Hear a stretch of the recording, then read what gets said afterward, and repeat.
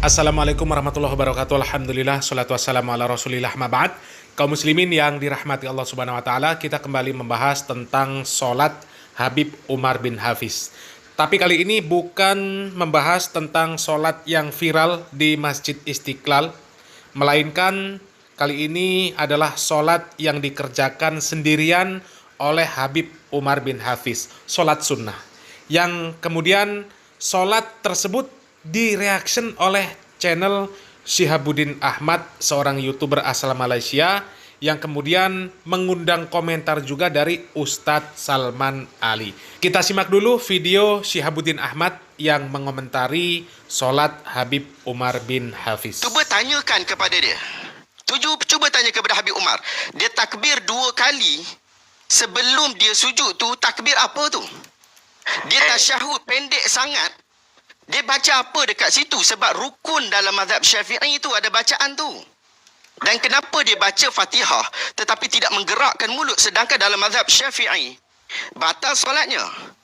Dan bagaimana dia ambil pendapat mana dalam mazhab Syafi'i yang kata angkat jari daripada awal?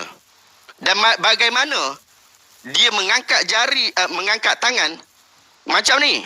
Bukan angkat tangan macam ni ketika takbir. So, tanya dia. Kaum muslimin yang dirahmati Allah subhanahu wa ta'ala, itu tadi video sholat Habib Umar bin Hafiz yang direaction oleh channel Syihabuddin Ahmad. Dan alasan kenapa dibuat reaction tersebut kita sudah mendengarkan, dan kemudian selebihnya kami berasumsi bahwa ketika beliau mereaction video Habib Umar ini, sebenarnya beliau ini sedang mengajak berpikir orang-orang yang fanatik kepada Habib Umar bin Hafiz, fanatik kepada satu madhab saja. Siapa lagi kalau bukan kelompok yang menamakan diri mereka sebagai aswaja, yang selalu berkoar-koar mengklaim bahwa mereka ini bermadhab kepada madhab fikih Imam Asy-Syafi'i. Karena biasanya orang-orang yang mengaku pengikut Imam Syafi'i, yaitu mereka yang menamakan diri mereka sebagai aswaja, ketika menanggapi orang-orang yang mereka sebut Wahabi, mereka ini menganggap Wahabi ini tidak punya imam, imamnya tidak jelas, tidak bermadhab, dan sebagainya. Sebagai contoh video yang satu ini, bagaimana mereka orang-orang aswaja menganggap bahwa orang-orang yang mereka sebut sebagai Wahabi ini imamnya tidak jelas. Orang yang menyebut dirinya manhaj salaf atau salafi, sampai sekarang saya sudah tanya banyak orang, itu tidak ada yang berani terang-terangan mengatakan mereka mengikut siapa ulama atau siapa imam yang menjadi rujukan mereka. Salafi sampai sekarang sebanyak itu mereka, dan sebanyak itu yang mendakwa diri sebagai salaf. Apa enggak pernah nanya siapa yang kalian rujuk, siapa imam kalian? Kami ngikut Quran dan Sunnah. Oke, enggak ada masalah. Kok ngikut Quran dan Sunnah? Kenapa? Buktinya kalian nyebut kata Albani begini, kata Bin Bas begini, kata Utsaimin begini. Sebenarnya ikut Quran dan Sunnah, ikut Albani atau ikut siapa? Nah, seperti itulah mereka. Seakan-akan beragama ini harus dengan satu madhab saja, supaya jelas. Kalau tidak bermadhab dengan satu madhab, maka tidak jelas. Dan mereka katakan dilarang mencampur adukan mazhab. Artinya tidak boleh mengambil pendapat dari berbagai madhab di dalam masalah fikih. Sehingga orang-orang yang mereka sebut Wahabi ini disebut oleh mereka sebagai kelompok yang anti madhab, karena tidak mengikuti satu madhab saja. Padahal tidak seperti itu. Orang-orang yang mereka sebut Wahabi itu sebenarnya tetap bermadhab, tapi tidak fanatik kepada satu madhab saja. Karena kalau fanatik kepada satu madhab saja, biasanya akan menganggap apa yang datang dari madhab yang dipilih itu benar semuanya. Sementara madhab yang lain itu salah. Dan yang seperti itu akan sangat menyulitkan. Misal seperti sholat Habib Umar bin Hafiz. Kalau dilihat dari fikih Syafi'i, maka tidak sesuai. Dan itu sholatnya batal. Tapi ketika dilihat dari fikih madhab yang lain, maka sholat tersebut sah, tidak batal. Begitu juga di dalam banyak masalah yang ternyata orang-orang yang mengaku bermadhab Syafi'i memilih pendapat madhab yang lain ketika di kondisi tertentu, karena tidak memungkinkan menerapkan pendapat fikihnya Imam Syafi'i. Semisal ketika haji, banyak yang kemudian berpindah madhab karena menurut pendapat Syafi'i bahwa wudhu itu batal ketika menyentuh lawan jenis baik sengaja atau tidak sengaja. Sementara ketika tawaf, ketika haji, ketika umroh, itu akan sangat sulit menghindari yang namanya bersentuhan dengan lawan jenis. Sementara sebenarnya adanya para imam madhab itu bukanlah untuk diikuti pendapat salah satu dari mereka saja. Tidak boleh memilih pendapat yang lain. Kalau sudah Syafi'i, maka Syafi'i saja. Tidak boleh Malik, tidak boleh Ahmad, tidak boleh Hanifah. Tapi justru dengan adanya para imam madhab ini, sebenarnya kita ini diberikan kemudahan untuk mencari mana-mana pendapat mereka yang sesuai dengan Al-Quran dan Sunnah. Karena apa yang mereka sampaikan di dalam kitab-kitab mereka, itu tidak mungkin 100% benar. Karena yang 100% benar itu hanyalah Al-Quranul Karim. Dan apa yang kami sudah sampaikan tersebut, ya, itu juga dijelaskan oleh Ustadz Salman Ali di dalam videonya ketika membahas sholat Habib Umar bin Hafiz tersebut. Dan langsung saja kita simak penjelasan dari Ustadz Salman Ali. Semoga bermanfaat. Barakallahu fikum. Wassalamualaikum warahmatullahi wabarakatuh. Pada kesempatan ini saya nak ulas sedikit tentang isu yang tular baru-baru ini, rentetan daripada video solat sunat yang didirikan oleh Habib Omar yang tersebar. Daripada video itu ada beberapa isu yang dibangkitkan dan dibincangkan oleh ramai orang. Di antaranya yang pertama, isu bacaan beliau di dalam solat, terutamanya bacaan surah selepas Al-Fatihah dalam keadaan kebanyakannya tidak menggerakkan lidah sama sekali, melainkan sedikit. Yang kedua, tentang gerakan-gerakan yang banyak di dalam solat, ambil mushaf, buka, tengok, letak penanda mushaf, letak balik di atas rak, betulkan janggut, baju dan sebagainya. Dan yang ketiga, ada yang bertanya juga tentang bacaan tasyahud yang laju 8 saat. Kata sebahagian orang mereka kira 8 saat laju bacaan tasyahud, macam mana boleh baca laju begitu. Jadi saya nak ulaslah ketiga-tiga isu ini untuk sebagai pencerahan kepada sahabat-sahabat yang mendengar. Pertama, tentang membaca Al-Quran tanpa menggerakkan lidah.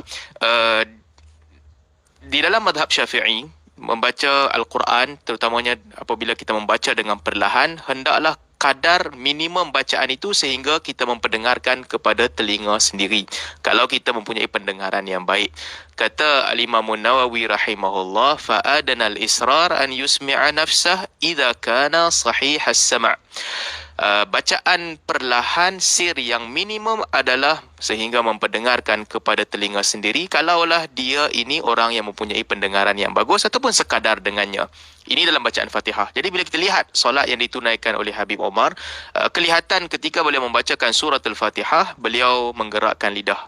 Tetapi apabila beliau beralih membaca surah selepas surah Al-Fatihah, dalam kebanyakan bacaan itu beliau tidak menggerakkan lidah sama sekali. Jadi pada saya, salat ini adalah salat yang sah kerana apabila membaca surat Al-Fatihah, lidah telah digerakkan sekurang-kurangnya mengikut mazhab Maliki, meskipun tidak memperdengarkan bacaan kepada telinga sendiri. Yang masyhur dalam mazhab Maliki, gerakkan lidah telah memadai bagi bacaan, bagi perkara yang dibaca secara sir, terutamanya surat Al-Fatihah. Itu isu yang pertama. Isu yang kedua, gerakan-gerakan yang banyak.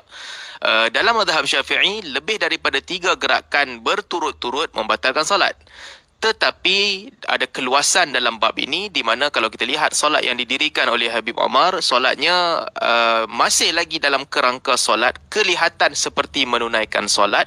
Jadi beberapa gerakan kecil ini meskipun lebih daripada 3, pada penilaian mazhab lain, ia tidaklah membatalkan solat. Isu yang ketiga, tentang bacaan tasyahud yang laju. Ada orang tanya, macam mana dia boleh baca laju sangat?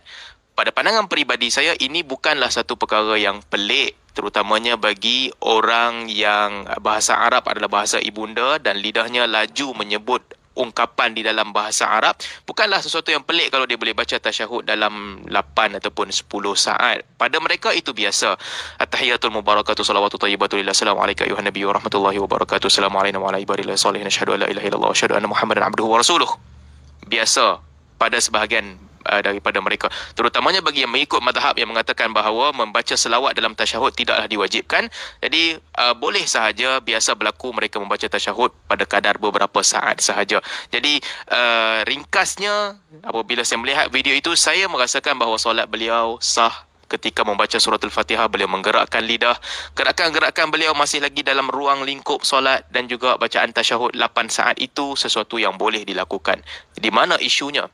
Isunya adalah kerana aswaja apabila menghentam orang yang berbeza pandangan dengan mereka, mereka menghentam dengan teruk.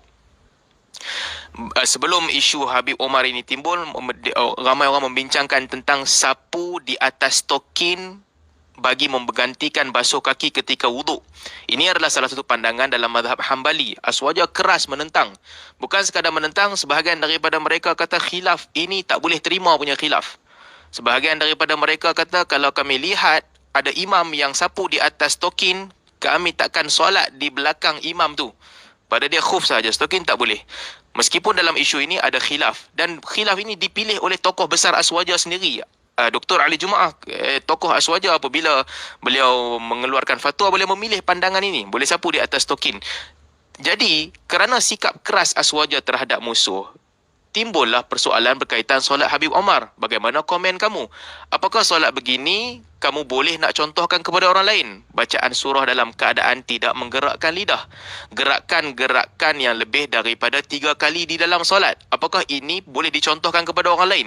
Kerana saya lihat isunya bukan tentang isu solat Habib Omar, tapi isunya kerana kekerasan Aswaja sehingga menimbulkan persoalan semula.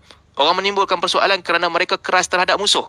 Jadi orang nak tengok juga sama ada mereka kekal keras terhadap tokoh sendiri sebagaimana mereka melakukan terhadap musuh mereka ataupun terhadap pihak lain, ataupun manhaj mereka berbeza mengikut orang.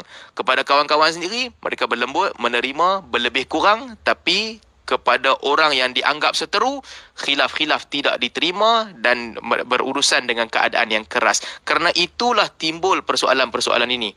Ini sepatutnya menjadi pengajaran kepada Aswaja. Nak keras, berhati-hatilah sikit sebab anda tak boleh konsisten. Susah untuk konsisten.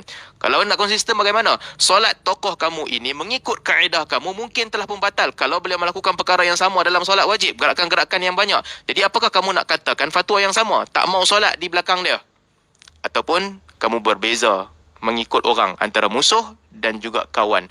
Jadi mudah-mudahan kita dapat ambil sedikit sebanyak pengajaran. Ringkasan saya, solat yang beliau kerjakan itu, solat sunat yang beliau lakukan itu adalah solat yang tidaklah bermasalah.